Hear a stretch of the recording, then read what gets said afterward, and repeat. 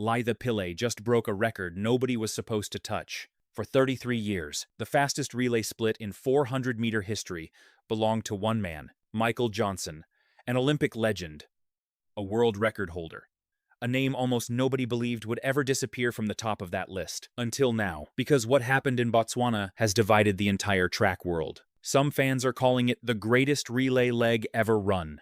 Others are saying it shouldn't even count, because relay splits aren't official records. But whether people like it or not, the stopwatch doesn't lie. And the number it showed shocked the entire sport. 42.66 seconds. Faster than Michael Johnson. Faster than anyone has ever run a 4x 400-meter relay leg. And somehow, almost nobody saw it coming. Just a year ago, Lythe Pillay wasn't being talked about as the future of the 400 meters. He had already suffered painful semi-final exits at both the Olympic Games and the World Championships. Critics wondered if he could ever deliver when the pressure was highest. Then came the World Athletics Relays in Gaborone, the biggest relay event on the planet. South Africa made a bold decision. They left one of their young stars out of the lineup and handed the baton to Pillay on the second leg. It looked like a gamble. Then the race started. Botswana had already taken the lead. The baton went to Olympic 200-meter champion Letsile Tebogo. The home crowd erupted. Everyone expected Tebogo to pull even further away. Instead, Pillay did the impossible step by step. He erased the gap. Then he surged past one of the fastest athletes on Earth.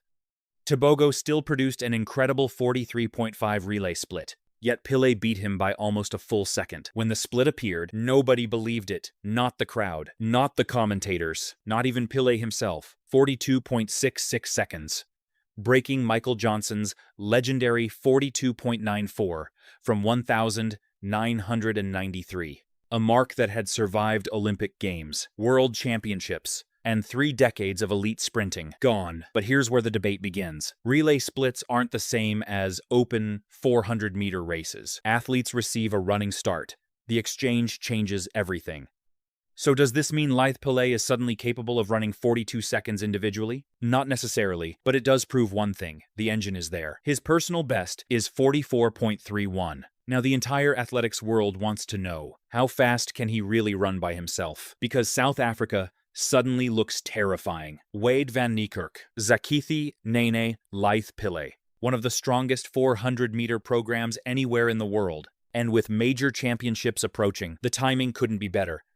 One relay split has completely changed the conversation. The athlete many people questioned after 2 painful semi-final exits has suddenly become one of the biggest names in global sprinting. Now only one question remains. Was Gaborone a once-in-a-lifetime relay run? Or was it the moment Lythe Pillay announced himself as the next superstar of the 400 meters? We're about to find out. Gout. Gout just broke the 200-meter record. And here's the controversial part. Some people still don't believe it, even after the clock stopped at 19.67 seconds, even after the record was officially ratified, even after World Athletics reviewed everything and made its decision. Because when an 18-year-old suddenly runs faster than Usain Bolt ever did at the same age, people start asking questions. Was the track too fast? Was the wind too perfect? Did the conditions create an illusion? Or are we witnessing the arrival of the next global sprint superstar?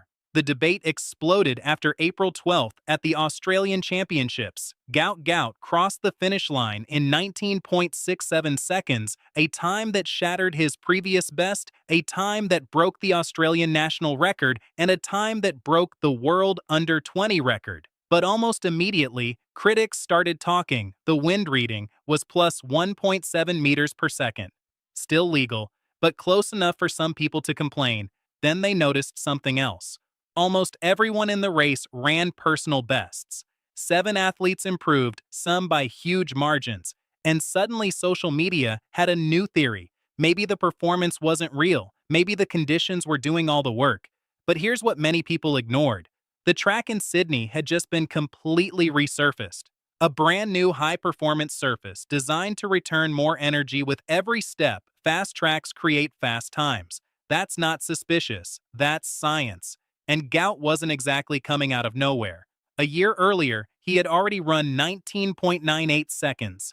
The only reason it didn't count was because the wind was illegal. The speed was already there. Now he finally had the legal performance to prove it. Still, the arguments continued. Until June 1st, that's when World Athletics officially ended the debate. The record was ratified, approved, certified official, no questions, no asterisk, no excuses. Gout Gout became the official world under-20 record holder in the 200 meters. And that's when the story became even bigger, because the numbers are ridiculous. At just 18 years old, Gout's 19.67 places him ahead of Usain Bolt's best teenage performance. Bolt's fastest time before turning 20 was 19.93. Gout is already faster. Let that sink in. The greatest sprinter in history never ran this fast as a teenager. Now, before people get carried away, Gout hasn't broken Bolt's world record, not even close. Bolt's legendary 19.19 still sits far ahead. Olympic champion Letsile Tebogo has run 19.46. Noah Lyles owns the American record at 19.31. Gout isn't the fastest man in history. He's the fastest teenager in history, and those are very different things. But here's what makes this story scary. Gout doesn't think he's finished. After reaching the World Championship semifinals at just 17 years old, he delivered a statement that should concern every sprinter on the planet. The thing I have on them is time.